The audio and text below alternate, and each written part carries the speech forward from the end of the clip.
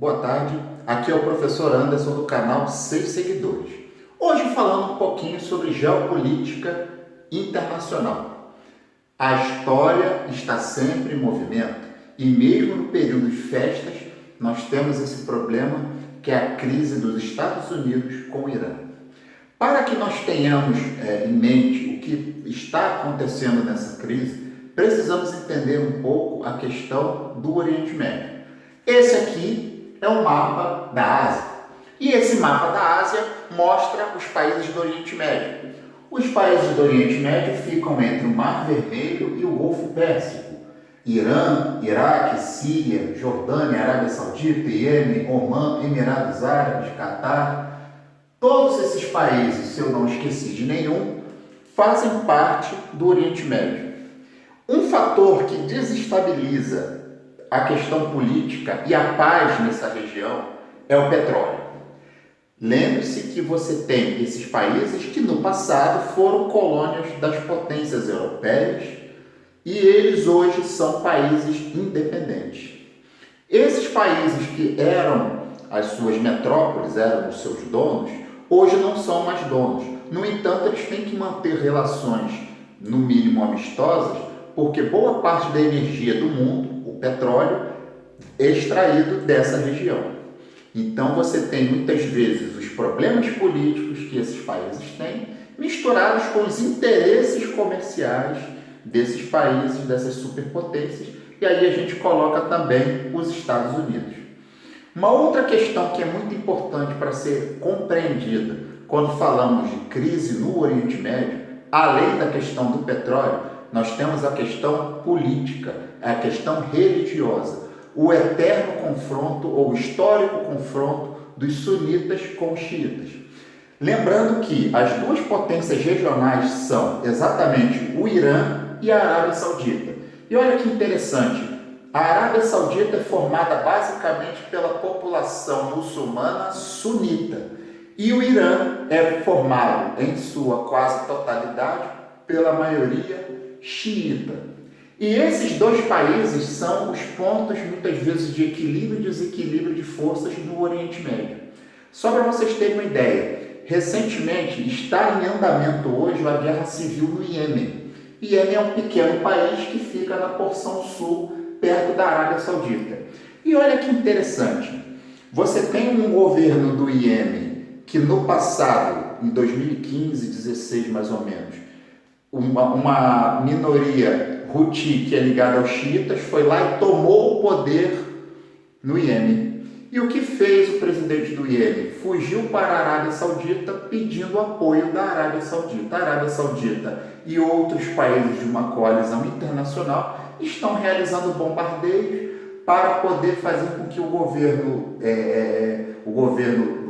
do Iêmen consiga ser restaurado ao poder. E muitos alegam que essa minoria Houthi, que é xiita, tem o apoio do Irã.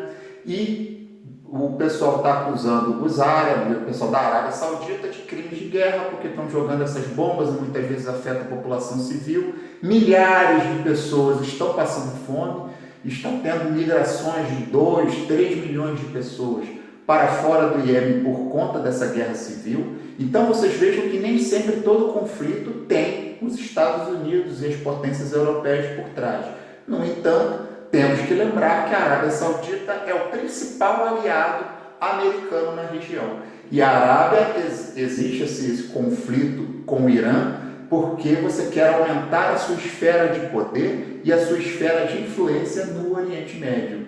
Lembramos também da questão do próprio Saddam Hussein. O Saddam Hussein, ele quando era presidente iraquiano, ele era sunita, mas dentro do país Iraque, os sunitas eram minoria. E mesmo a minoria sunita, ela tinha mais privilégios enquanto Saddam era presidente. À medida que o Saddam foi retirado pelos americanos, na guerra, e depois ele foi executado, automaticamente os xiitas voltam a ser protagonistas do poder no Iraque. Então, o que vocês têm que ter em mente que essa questão do petróleo é uma questão muito importante, mas também temos a questão político-religiosa quando falamos das tensas relações do Irã com a Arábia Saudita. E O Irã recentemente falou que descobriu o maior campo de petróleo, um campo de petróleo imenso, com 50 bilhões de reservas, e muitos estão acreditando a interferência americana ao matar o general iraniano, a questão de uma futura guerra, e essa guerra, de alguma forma, você poderia se apossar de, se não toda, uma parte desse petróleo. Lembrando que esse general ele foi morto dentro do território iraquiano. Um drone americano invadiu o espaço aéreo iraquiano. Os americanos não estão mais com as suas tropas legalmente numa intervenção militar no Iraque. O poder foi restabelecido aos iraquianos. As tropas americanas que tem lá para defender basicamente o corpo diplomático, seus interesses econômicos, mas o país Iraque é um país independente. E ele sofreu uma interferência à medida que um drone invade seu espaço aéreo para matar o iraniano, né, esse general iraniano que estava fazendo uma visita no Iraque. Então, minha gente, toda vez que você fizer uma análise do Oriente Médio, tenha sempre em mente a questão do petróleo e a questão desse confronto dos sunitas com os xiitas. Esse confronto dos sunitas com os xiitas vem lá do tempo da morte do profeta Maomé, que foi o precursor da religião islâmica. Uma outra questão que também tem que ser avaliada à medida que a gente estuda e fala sobre geopolítica do Oriente Médio é essa correlação de forças dos Estados Unidos contra a China e a Rússia. A China e a Rússia são aliados atualmente. E os dois países foram os únicos que veementemente condenaram esse ataque e essa morte desse general iraniano.